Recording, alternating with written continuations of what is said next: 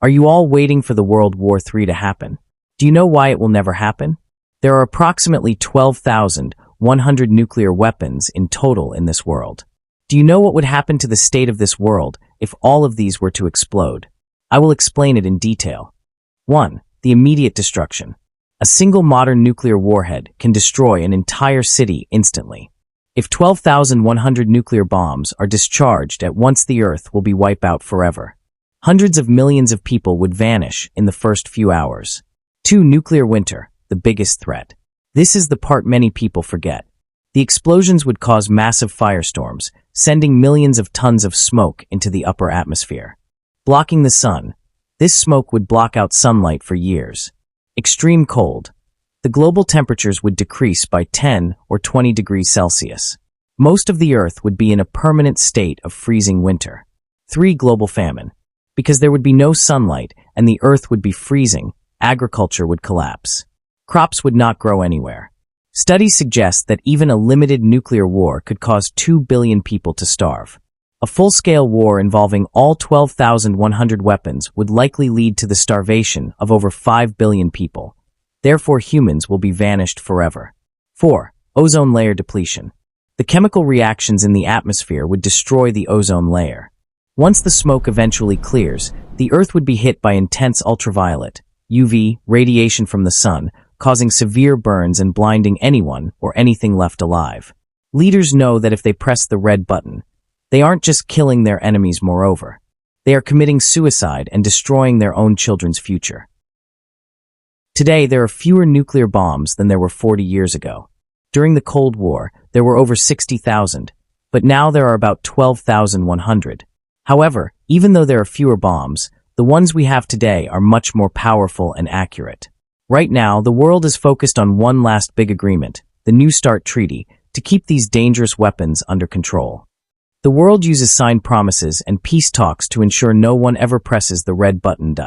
As of January 2026, the global nuclear landscape is dominated by 2 major superpowers, though several other nations have nuclear weapons. Who holds the most weapons? The vast majority, about 90%, of those 12,100 weapons belong to just 2 countries, Russia and United States. The history of prevention, how we avoided war. Since the 1960s, the world has used treaties to prevent a total catastrophe. Since the 1960s, countries have signed agreements to make sure a world-ending war never happens. Here are the most important ones. The NPT, Non-Proliferation Treaty, 1970. This is the most important agreement. It was designed to prevent the spread of nuclear technology to other countries and committed the big powers to eventually disarm. The Hotline, 1963. After the Cuban Missile Crisis, a direct communication link was established between Washington and Moscow to prevent an accidental nuclear war caused by a misunderstanding. New START Treaty. This is the last remaining major treaty between the US and Russia that limits the number of deployed long-range nuclear warheads. It has been a major point of tension in recent years as it faces expiration and renewal challenges in 2026. This is the last major deal between the US and Russia to limit their biggest nuclear bombs. It is expiring soon in 2026, and it's hard to get both sides to agree on a new one. The nuclear taboo. Beyond laws, there is a powerful unspoken rule. Since the bombings of Hiroshima and Nagasaki 1945, no leader has used a nuclear bomb in war. Everyone knows that if a leader used one, the whole world would hate them and treat them like an enemy instantly. Current situation. While the number of weapons is lower than it was in the 1980s, the technology is now much faster. Example, hypersonic missiles are harder to stop. This is why many people are worried today. Not because there are more bombs, but because the reaction time for leaders to make a decision has dropped from 30 minutes to just a few minutes. In 2026, the global nuclear situation is at a critical turning point. While the logic of mutually assured destruction, MAD, continues to prevent total war, several new developments have made the world more complex than it was just a few years ago. The current global risk, 2026. The biggest worry right now is that a major nuclear deal between the US and Russia is ending in February 2026. This was the last set of rules that stopped both countries from building too many large nuclear bombs. Without these rules, Both sides could start building as many weapons as they want, starting a dangerous new race.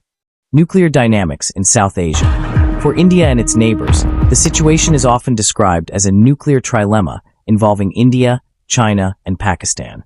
India's doctrine.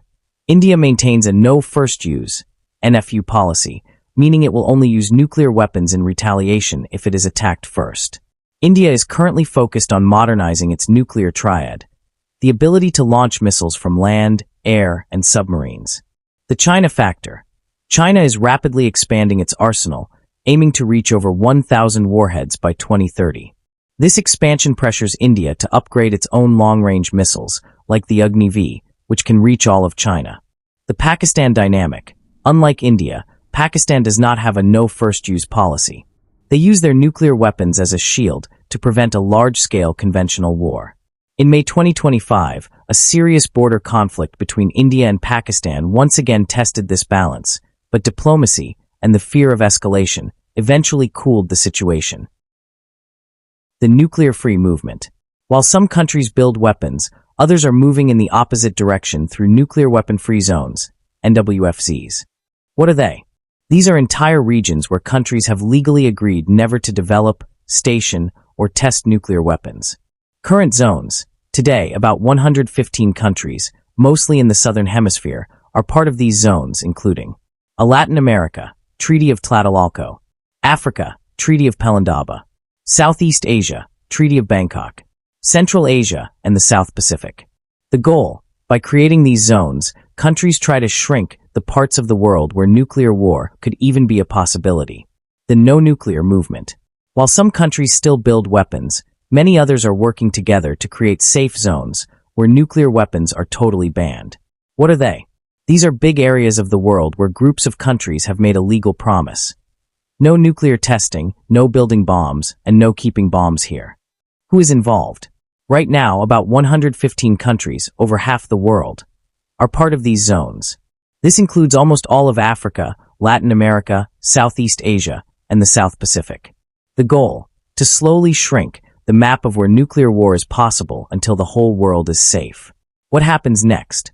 The 2026 NPT Review Conference is scheduled for April and May in New York. This meeting will bring almost every country in the world together to discuss how to stop the spread of these weapons and eventually eliminate them. In 2026, it isn't just about the bombs anymore. New invisible technologies like AI and computer hacking are changing how countries prevent or start a war. What does invisible tech mean in 2026? To help you understand why this matters right now. AI, artificial intelligence computers that can detect a missile launch faster than a human. Cyber warfare, using computers to break the other side's weapons without ever firing a shot. Stealth, new coatings that make submarines and planes completely invisible to radar.